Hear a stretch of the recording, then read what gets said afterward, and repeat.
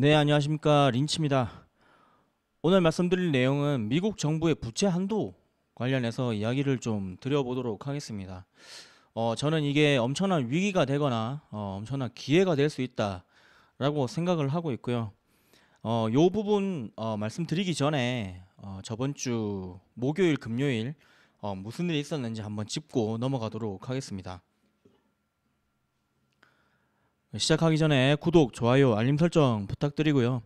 혹시 주변에 제 영상 좀 추천해 주시기 바랍니다. 네, 채널이 좀 더 커지길 기원해 봅니다. 여러분들 힘 좀 써주시고요. 자, 시작해 보겠습니다.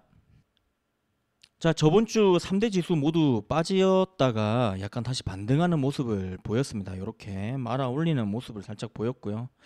자, 맵을 한번 보시면 전체 맵이 빨갛죠. 네, 그렇게 선방한 모습은 보이지가 않습니다. 근데 보시면 네, 여기 어도비, 그다음에 메타 요런 쪽이 조금 상승을 했고요. 저희 테슬라 굉장히 많이 빠지는 모습을 또 보였습니다. 자, 일단 제가 아는 내용은 어도비 같은 경우는 실적이 굉장히 잘 나와서 상승을 했고요. 메타는 솔직히 왜 떴는지 잘 모르겠습니다. 근데 테슬라는 일론 머스크가 팔고 있기 때문에 급격하게 하락을 하고 있다. 이렇게 생각을 하시면 될 것 같습니다. 자, 그리고 계속 말씀드리는 내용이 테슬라 같은 경우는 자동차 회사죠. 결국엔 급격하게 성장하고 있는 회사이긴 하지만 실적 우려가 지금 심각한 상황이죠. 경기 침체가 오게 되면 더 빠질 수밖에 없는 섹터라는 거죠. 네, 그래서 페드 와치툴 보시면 여전히 희망회로는 끝이 나지 않았다. 네, 이렇게 내년 중반까지 금리 인상을 하다가 내년 하반기 들면 금리 인하할 거다. 이렇게 이야기를 하고 있습니다. 시장은. 자, Fear and Greed 인덱스입니다. 지금 다시 공포 구간으로 들어와 있는 상태고요. 지금 보시면 여전히 여전히 네, 익스트림 그리드에 들어가 있는 섹터들이 몇 가지가 있습니다. 네, 타임라인으로 한번 볼까요? 네, 요 라인 오면 제가 매도를 해야 된다라고 말씀을 드렸었죠. 네, 주의하자라고 말씀을 드렸는데 지금 많이 빠져 있는 상태입니다. 자, 그러면 이게 왜, 뭐 때문에 도대체 이렇게 빠지냐라고 생각을 좀 해봐야겠죠. 네, 보시면 목요일 날 신규 실업수당 청구 건수가 발표가 됐는데 예상치보다 훨씬 작게 나왔습니다. 이럴 수밖에 없는 거죠. 네. 기업들이 요구하는 그런 노동자들은 많이 필요한 상황에서 실전 노동자들이 부족하기 때문에 네, 실업자가 그렇게 많이 나오지 않고 있는 상황인 겁니다. 좀 이례적인 상황이죠, 사실. 자, 그리고 보시면 근원 소매 판매 11월 지표가 네, 마이너스로 돌아서 버렸습니다. 이거는 좀 심각한 상황이거든요. 왜냐하면 11월 달은 저희가 블랙 프라이데이가 있는 대목 기간이었지 않습니까? 그런데도 마이너스로 돌아섰다. 이거는 좀 심각하게 받아들여야 됩니다. 왜냐하면 이렇게 마이너스가 나왔던 시기가 닷컴 버블 때 2년 연속 나왔었고요. 리먼 브러더스 사태 이후에 2008년, 그리고 팬데믹 2020년, 그리고 올해입니다. 이렇게 5번밖에 없어요. 11월은 항상 이런 소매 판매가 좋았던 시기입니다. 11월 달은요. 근데 지금 이렇게 나왔다? 이거는 좀 심각하게 받아들여야 되는 상황이다 라고 말씀을 드립니다. 자, 근데 저희가 봐야 되는 거는 국채가 있죠. 네, 외국인 국채 매입은 10월 달에 늘어난 상황입니다. 자, 그리고 금요일 날이 하이라이트였죠. 네, 제조 구매 관리자 지수 PMI가 이렇게 낮게 나왔고요. 서비스 구매 관리자 지수도 낮게 나왔습니다. 자, 이거를 해석하는 방법은 두 가지가 있겠죠. 자, 첫 번째로는 서비스 구매 관리자 지수가 빠졌으니까 서비스 관련된 인플레이션이 잡혀간다. 이렇게 생각을 할 수도 있는 거고요. 대신 네, 이제 서비스 쪽도 침체에 빠져든다. 이렇게 해석을 할 수도 있는 거죠. 근데 제가 항상 말씀을 드렸었죠. 인플레이션이 잡히는 건 뭐다? 기업의 실적이 안 좋아지는 거다. 계속 말씀을 드렸습니다. 자, 이제부터는 경기 침체에 빠지면서 기업들의 실적이 박살이 나기 시작을 할 겁니다. 자, 올해 4분기 그리고 내년 1분기 요 두 분기 정도는 박살이 날 수 있지 않을까라고 생각을 하고 있습니다. 자, 그러면 지금 사람들은 도대체 어느 부분을 신경을 쓰고 있는지 제가 여기 페드 사이트 들어가서 한번 보도록 하겠습니다. 자, 밑에 가셔서 파퓰러 시리즈 들어가시면 무엇을 보고 있는지 대충 아실 수 있죠? 2년물, 10년물 장단기 금리, 자 30년 모기지 금리, 기준금리, 그리고 PCI, 10년물, 3개월물 장단기 금리 차 이런 거 보고 있고요. 네, 정크본드, 이자율, 그리고 토럴 어셋 이런 거 보고 있고요. 별 의미 없는 부분들이죠. unemployment rate, 실업률을 보고 있고요. 네, 실업률은 꼭 봐야 된다라고 제가 말씀을 드렸었죠. 그리고 10년물, 10년 기대 인플레이션 같은 거죠. 자, 그리고 요거 같은 경우도 10년 채권, 네, 금리를 봤다 이렇게 보시면 될 것 같습니다. 그렇게 크게 뭔가 눈에 띄게 다른 걸 보고 있다라는 것은 느낄 수가 없네요. 자, 넘어가 보도록 하겠습니다. 자, 차트 한번 볼 건데요. 네, S&P 500입니다. 자, 제가 요 상단 추세에 맞았으니까, 네, 하락 추세 여기 상단에 머리를 맞았으니까 이제 하락이 나올 거다라고 말씀을 드렸는데 다시 한번 더 찍고 하락하는 모습을 보이고 있습니다. 자, 그리고 조금 안 좋게 보이는 부분이 바로 이 부분인데요. 지금 보시면은 볼린저 밴드 요 하단 라인에 물려서 가고 있죠. 자, 요게 위험하다는 겁니다. 여기 볼밴 하단에 바깥으로 벗어났다가 다시 반등하는 모습은 보이고 있지만 요 라인을 따라서 내려갈 가능성이 상당히 높다 이렇게 말씀을 드리고요. 머니플로우 인덱스 자체도 지금 많이 빠지는 모습을 보이고 있습니다. 그래서 추가적인 하락이 계속 나올 수 있다 이렇게 말씀을 드리고요. 자, 그리고 지금 주가 레벨을 끌어올린 구간이 바로 요 구간쯤이었죠. 색깔이 똑같으니까 한번 바꿀게요. 네, 하늘색으로 바꾸겠습니다. 자, 요 구간이었죠. 근데 지금 요 구간을 깨버렸습니다. 레벨 다운을 해버린 상황이고요. 그래서 다음 구간은 어디쯤일까? 아마 여기 구간 어디쯤 될 것 같습니다. 그래서 여기서 만약에 더 떨어지고 이 추세 요 지지선까지 만약에 떨어져 버린다 이러면 문제가 좀 심각해질 수 있지 않을까라고 생각을 하고요. 지금 구름대도 여기 살짝 걸쳐 있고 여기도 있는데 지금 여기에 살짝 물려 있는 상황이죠. 지금 요 구간에 물려 있는 상황이고요. 만약에 요 구름대를 뚫고 내려간다 이러면 추가 하락이 더 나올 수 있다 이렇게 생각하시면 될 것 같습니다. 자, 그래서 제가 같이 보여드리는 빅스가 있죠. 자, 제가 저번에 요 구간에 도달을 했으니 조심을 하시자, 부분 매도 하셔가지고 좀 현금 챙기자 이렇게 말씀을 드렸는데 여지없이 올라가는 모습을 보이고 있습니다. 자, 이제 와서 팔아도 되느냐 뭐 그런 이야기를 하시면 저는 드릴 말씀이 없죠. 늦었습니다. 네, 지금이라도 매도 하시든지 아니면은 조금 기다리시든지 그거는 본인 마음대로 하시면 될 것 같습니다.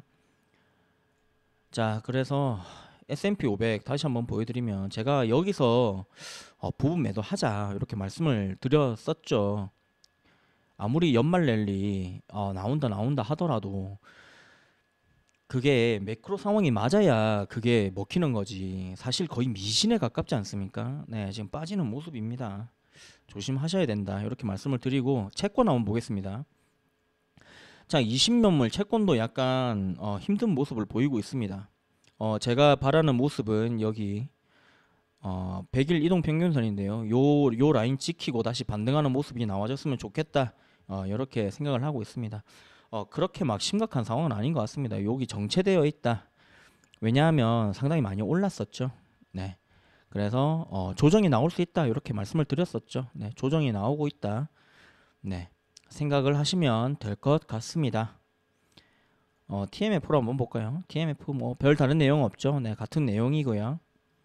자, 그러면 자, 제가 공부하기 좋은 책 첫 번째로 주식시장 흐름 있는 법 요거 말씀을 드렸었죠. 다시 한번 짚고 넘어가겠습니다. 워낙 중요한 부분이죠. 자, 지금 저희는 중간 반등 여기 어디쯤 있다라고 생각하시면 될 것 같습니다. 왜냐하면 금리 아직 내리지 않았죠. 네, 그래서 중간 반등에 있다. 자, 기업의 실적이 이제 나빠질 거다. 이렇게 생각하시면 되고요. 주가는 이제 하락을 할 거다. 자, 채권은 네, 상승을 할 거다. 이렇게 보시면 될 것 같습니다. 그래서 역실적 장세, 네, 기업의 실적이 실제로 나빠지기 시작하면서 연준의 이런 금리 인상이 실질 경기에 영향을 미치기 시작하면서 이제 소비가 줄어들고 기업의 실적이 나빠지는 구간이다. 이렇게 생각을 하시면 될 것 같습니다. 이러다가 경기 침체가 오게 되면 금리 인하를 할 거고요. 자, 그러면 저희는 채권 가격이 상승을 하죠. 그리고 금리를 낮추더라도 워낙 심리가 안 좋게 되면 주가는 상승을 하지 못합니다. 그러다가 나라에서 정부에서 경기 부양책을 내놓게 되면 강제로 돈을 푸는 거죠, 시장에. 그러면 주가가 상승을 합니다. 자, 그러면서 저희는 채권의 일부를 주가로 옮기든지 아니면 지금부터 모아놓은 현금을 이때 주가에 넣고 채권도 상승을 노리든지 이렇게 전략을 이어나가시면 될 것 같습니다. 자, 그리고 브라질에 비가 내리면 스타벅스 주식을 사라. 제가 말씀을 드렸었던 매크로 투자의 교과서 같은 책이다 말씀을 드렸었죠. 자, 지금 저희는 어디다? 초반 약세장, 후반 약세장, 여기 어디쯤에 있다 라고 말씀을 드렸었죠. 저점 및 전환기, 여기는 금리 인하를 하는 구간이다 라고 말씀을 드렸습니다. 그래서 금리 인하를 해야 자동차 시장이 활기를 얻는 거고 부동산도 마찬가지겠죠. 금리가 높은데 어떻게 자동차를 사고 대출을 내서 부동산을 사겠습니까? 말이 안 되죠. 네. 그래서 생각을 해보셔야 되는 게 2차 전지 관련해서 계속 이야기가 많죠. 자동차, 전기차죠. 전기차에 연관된 게 2차 전지지 않습니까? 자, 그러면 투자는 실제로 많이 이루어지겠지만 실질적인 수요가 떠받들여지지 않을 가능성이 있다라는 이야기입니다. 자, 그래서 오늘 메인 주제인 정부의 부채 한도 요거에 대해서 설명을 좀 드려보도록 하겠습니다. 지금 첫 번째 그래프가 미국 정부의 총 부채 양입니다. 31트릴리언 달러 가까이 되고요. 31조 달러죠. 정말 어마어마한 부채를 떠안고 있는 상황이고요. 자, 두 번째 보시는 그래프는 그 어마어마한 부채로 지금 지출이 되고 있는 이자입니다. 어마어마한 이자를 내고 있다. 이렇게 생각을 하시면 될 것 같습니다. 자, 그러면 요 지금 뎁 실링이라고 하는 게 부채 한도입니다. 이 자료는 미국 하원에서 가지고 온 거고요. 자, 지금 보시면은 부채 한도가 31.4 트릴리언 달러다. 이렇게 얘기하고 있습니다. 31.4조 달러다. 이렇게 얘기를 하고 있고요.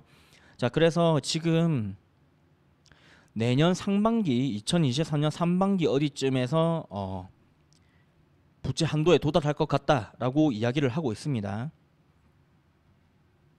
그래서 정리를 하면 미국 정부의 부채는 약 31 트릴리언 달러고요. 부채 한도는 31.4 트릴리언 달러입니다. 부채 한도까지 얼마 남지 않은 상황입니다. 그런데 지금 연준의 공격적인 금리 인상으로 부채 이자가 급격하게 증가를 하는 모습을 보였죠. 자, 이자만 736 빌리언 달러입니다. 진짜 어마어마한 돈을 이자로만 지출을 하고 있고요. 자, 이래서 시장에서 연준이 금리를 더 이상 올리지 못할 거야 라고 이야기를 하고 있는 겁니다. 자, 연준이 금리를 더 올릴 가능성도 있긴 하지만 조금 이 상태로 시간을 끌지 않을까 이렇게 생각을 합니다. 그렇게 생각하는 이유는 요 다음에 있습니다. 자, 일단 지금 현재 상황으로서는 예산안이 임시 연장이 되어 있는 상태입니다. 그래서 정부 셧다운은 막았어요, 지금. 그런데 만약에 내년에 예산안 표결 과정에서 정부 부채 한도를 증가시키지 못하면 정부 셧다운 일어날 것 같습니다. 그리고 까딱 잘못하다가는 채무 불이행 사태까지 이어질 수 있을 것 같아요. 자, 정부 부채 한도를 늘리는 게 도대체 뭐가 문제냐라는 거죠. 정부 부채 한도를 묶어놓지 않으면 정말 한 정부에서 돈을 미친 듯이 풀 수 있다라는 얘기가 되는 겁니다. 지금 민주당 정부에서 돈을 어마어마하게 풀었죠. 그런데 여기서 돈을 더 풀기 위해서 정부 부채 한도를 늘려달라라고 얘기를 하고 있는데 공화당이 이걸 반길 리가 없죠. 네, 항상 그래왔습니다. 민주당이 정부 부채 한도를 늘리겠다라고 하면 공화당이 맞고요. 공화당이 정부 부채 한도를 늘리겠다라고 하면 민주당이 맞습니다. 이건 정치 싸움의 문제예요. 자, 그러면 그냥 해주진 않겠죠. 그냥 해주진 절대 그냥 해줄 리는 없습니다. 뭔가 공화당이 원하는 걸 받아내고 통과시켜 줄 겁니다. 왜냐하면 문제가 생길 수 있으니까요. 자, 그러면 공화당이 민주당에게 내걸 조건이 뭐가 있을까요? 그럼 공공 지출을 좀 줄이자라고 딜을 걸 가능성이 높습니다. 인플레이션 감축 법안 이렇게 되어 있지만 실제 내용에는 대학생들 그런 학자금 대출 상환 유예 제도 뭐 이런 것들이 있죠. 그런 좀 뭐랄까요, 포퓰리즘적인 민주당의 슬로건 같은 거죠. 포퓰리즘적인 그런 지출을 좀 줄이자라고 조건을 걸고 정부 부채 한도를 늘려줄 가능성이 있다라고 생각을 합니다. 자, 그러면 내년에 조금 힘들게 지내시는 분들, 조금 그런 분들이 조금 더 타격을 입을 수 있다라고 생각을 해볼 수 있을 것 같습니다. 자, 만약에 정말 내년에 표결이 잘 안 돼가지고 좀 장기화된다 이렇게 되면 무슨 일이 벌어질까요? 물론 단기적으로는 이 문제가 생길 수 있습니다. 미국 정부의 채무 불이행이 일어나면 일어날 수 있는 일들, 요거 구글에 검색하면 여러 정보가 나옵니다. 한번 뉴스 기사 같은 것들 찾아보시고요. 자, 그럼 첫 번째로 일어날 수 있는 일이 미국 국가 신용도가 하락을 하게 됩니다. 이전에도 있었습니다. 트리플 A 등급이던 미국 신용도를 더블 A 등급으로 낮춰버리는 일이 생겼었습니다.